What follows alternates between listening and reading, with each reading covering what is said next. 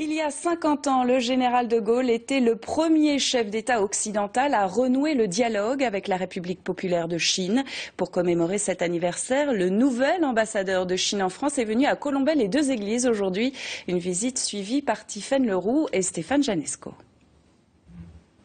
Arrivé en France il y a à peine 10 jours, l'ambassadeur chinois Yun Cai est déjà à Colombey, la commune d'adoption du général de Gaulle, un village qui devrait être jumelé sous peu avec Shaochuan, une ville chinoise 1000 fois plus grande, où est né le dirigeant Mao Tse-tung. Après s'être recueilli sur la tombe du général, Yun Cai a fait une demi-heure de visite du mémorial, suivie par 4 télés chinoises.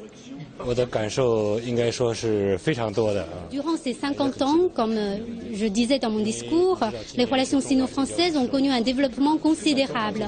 Mais lorsqu'on célèbre le cinquantenaire, nous ne devons pas oublier ceux qui ont fondé cette relation, à savoir le général de Gaulle et le président Mao Zedong.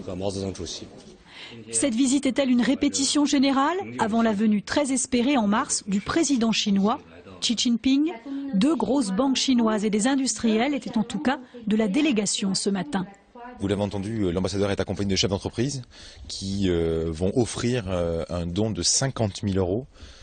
C'est une somme qui est colossale pour le lancement et les travaux de la Croix.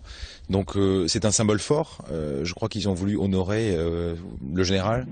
Ajouté aux 280 000 euros déjà récoltés par une souscription internationale, le cadeau chinois devrait permettre de lancer les travaux de réfection de la Croix de Lorraine au printemps prochain. Et ces cadeaux chinois, c'est l'information qui a inspiré notre dessinateur du jour, Christophe Damien Débécourt.